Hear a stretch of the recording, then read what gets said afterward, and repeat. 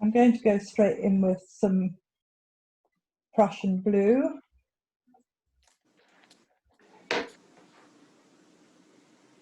Now, I know I've mentioned this several times, but if you hold your brush so that it's literally vertical across the paper, you can draw obviously a very, very fine line if you've got a point on your brush. So let's all of us just try seeing how fine a few lines we can do, just literally by working on the tip of the brush.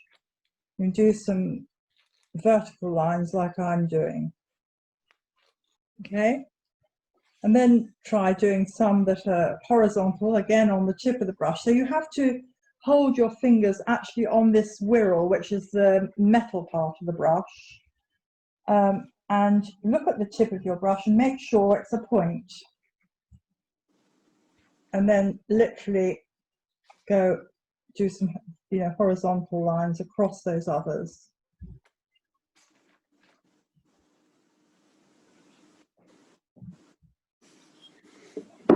Just watch the tip of the brush. Don't concern yourself with anything else.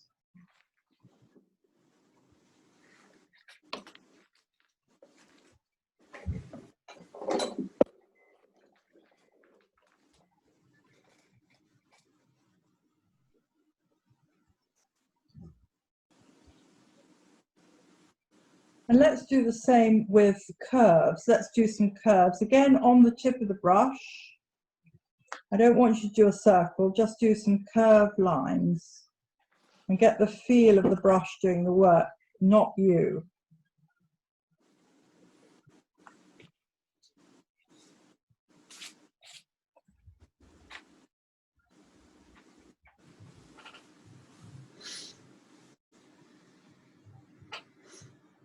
Watching the tip of the brush, don't take your attention off the tip of the brush.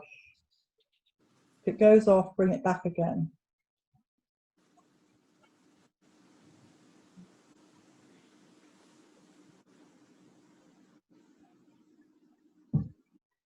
Okay, and now get the brush with small paint on it.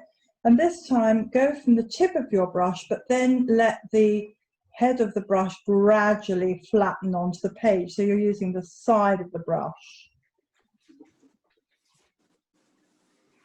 So start on the tip, bring the brush down so that it's actually fully engaged with the paper.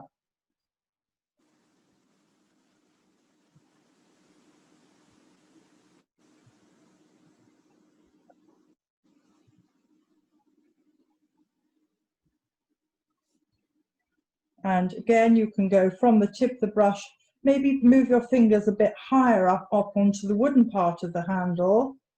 And this time do the same but with a curve.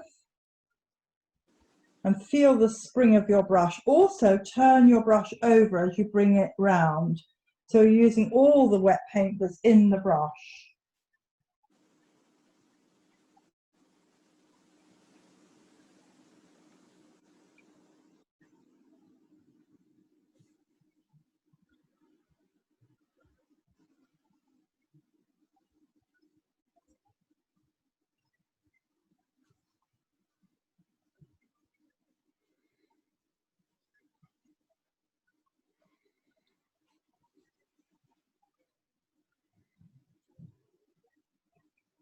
Okay.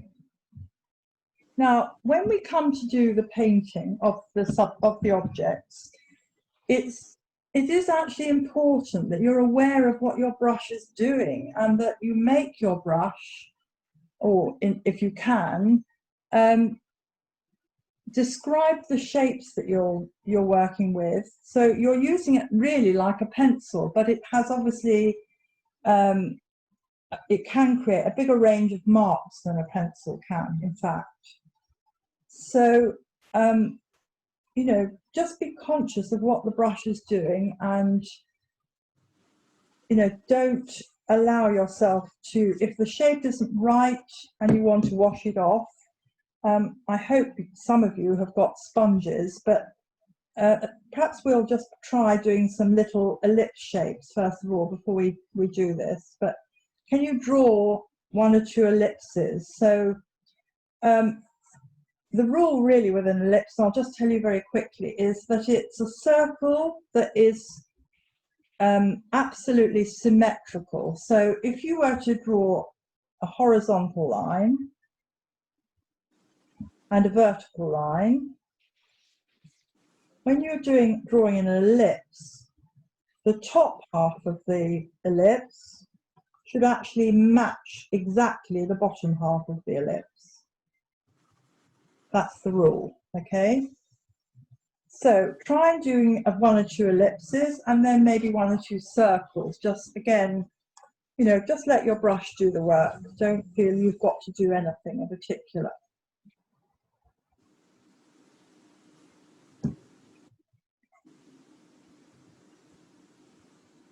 And most of you know what a perfect circle is like, so you don't have to think about it. But when you are actually describing something circular, you know, really, well, just again, keep watching the tip of your brush. Don't be tempted to worry about where it's going or where it's going to end up.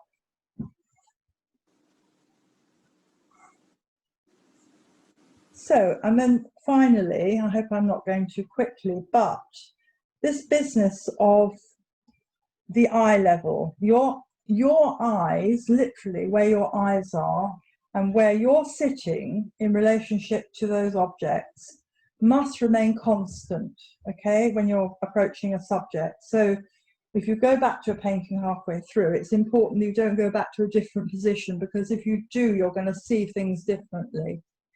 That's one thing. The other thing is that I said raise the objects up a bit, and I can see from looking at my three objects that it means the top ellipses are narrower because they're closer to my eye level.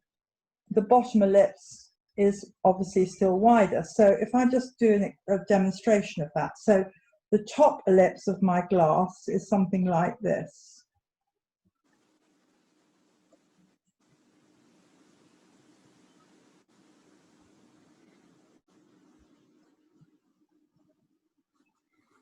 Now, if I was to do what I just said earlier on, if I did a line here and a line here to dissect them, those pieces should be equal.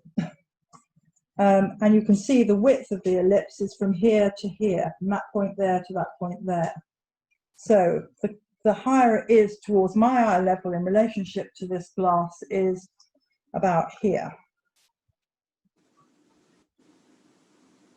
That's where my eye level is at the moment in the room. It's sitting on a box, this glass. Now the stem, I'm just going to do it very crudely, but the stem is sort of like this. The bottom ellipse is fatter because it's further below my eye level.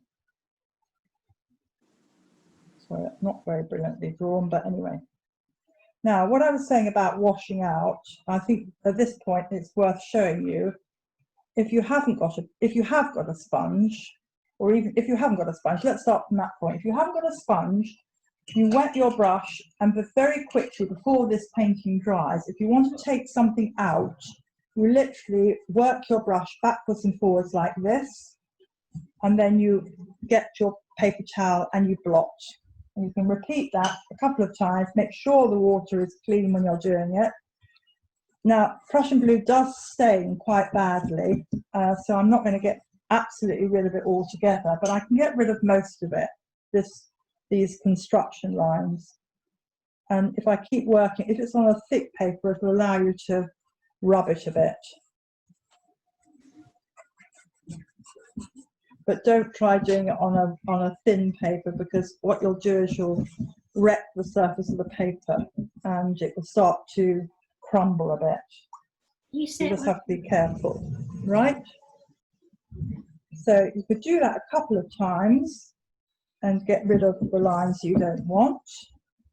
And one last thing, when you're actually doing these glass objects and you want to describe an edge that's slightly closer to you, you might go back in and put a slightly stronger darker sort of edge on things, but be careful. Like this. You might actually increase the depth of that tone at the front of the glass. And similarly up here on this front edge that's nearest to me, I might do the same thing. I might actually increase the tone. Whereas on the back, the back of the ellipse, it wouldn't be the same colour. It would be slightly paler because it is slightly further away from me. Right?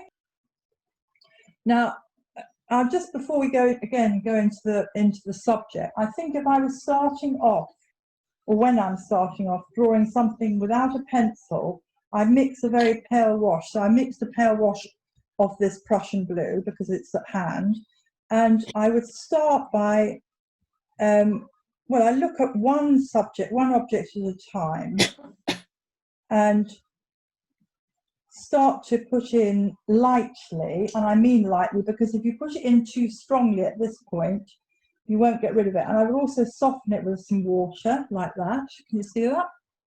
So I'm just about can see it. I might draw in the back ellipse and perhaps a little bit of the front ellipse. Get the shape of the other side just about suggested, and then begin to work on the stem. But again, I keep everything terribly pale to start off with, so that if you want to wash it out, it's not a problem, right? So I think what we'll do now is, if you're ready, we could begin our painting and see how far we can get with it. And remember, it's probably quite useful to make sure you've got enough of both of those, the two complementary colours that you're going to use. I'm going to switch over to using ultramarine today, and I'm using burnt sienna. So I will make up, if you haven't already done so, make up plenty of wash of those two colours, and then use your remaining wells for any mixtures. Okay? So